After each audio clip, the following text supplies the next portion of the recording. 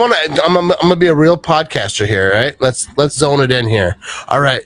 So, when did you know that play was happening? Like, and then, like, you were like gonna be like, I'm gonna do some boss ass shit right here. Like, I'm gonna score a touchdown. Like, I'm gonna be Tommy Crabtree of the future. Like, when did you know, like, this shit's coming to me?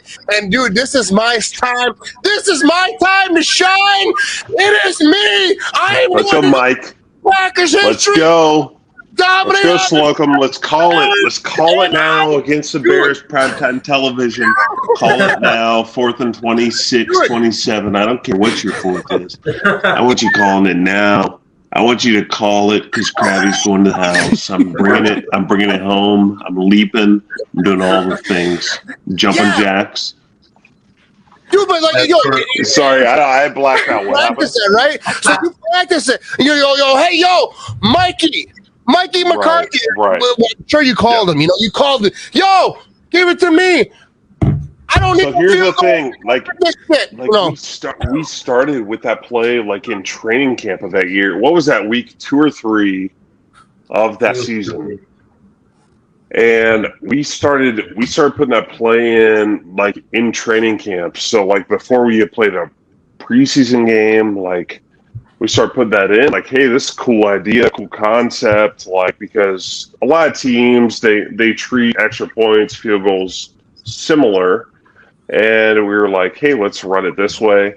And I guess maybe low-key, like, the coaching staff saw a tendency with the Bears, like, soft. And, you had old man Urlacher with his Iron Man, like, Tony Stark kneecap in there, just stiff, like looked like an absolute, just embarrassing. Like it's pathetic.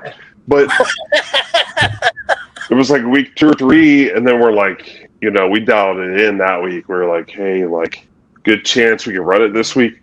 But then like 4th and 26 or whatever it was, and we're like let's go run it. Like they called the field goal out there, and then on top of that, they're like, hey, we're gonna run it now. I'm like, what the? I'm like looking around. I'm like, are you sure? Like, I think I looked back.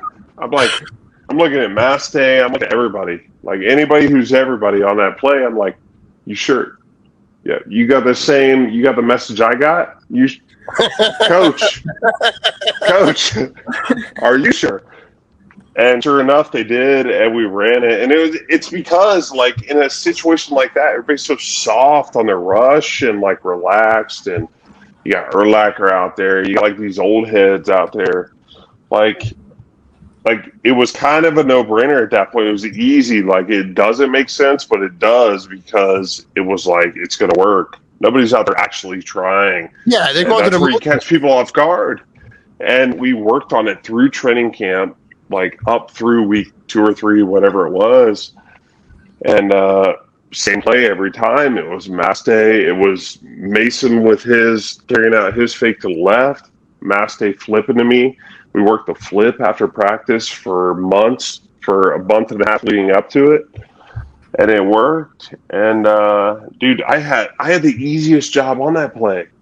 Like I turned, I'm like left wing or whatever. Like I'm right here. Like I take a drop step, I catch the ball from Mass Day, and like run straight forward 20 yards, 30 yards. Like I can't imagine having to have been the guy to flip it or like actually block a person. Like all I had to do was turn and like just run your good. And then no one's near me for like 30, like within 30-yard bubble. Like I'm protected. Like The black was so great. But like, hey, like the concept was just so great because like going up to that point, like in preseason, whenever you guys started working on this thing, were you ever just like, oh man, if this thing goes off, like I would love if they just ran that play. You ever like go home and talk to the wife, like, dude, if they ever run this play, like I would do it. Lambeau leap, like I get, you want your time, you want your little Tommy Crabtree time to shine. I never was because honestly, I never was. I think because the concept to me was so absurd. I was like, what the fuck are we doing? Like we're gonna flip it to me? No, why? Let's go for it on fourth. We have Aaron Rodgers as our quarterback. Right? We won the we're Super Bowl champs.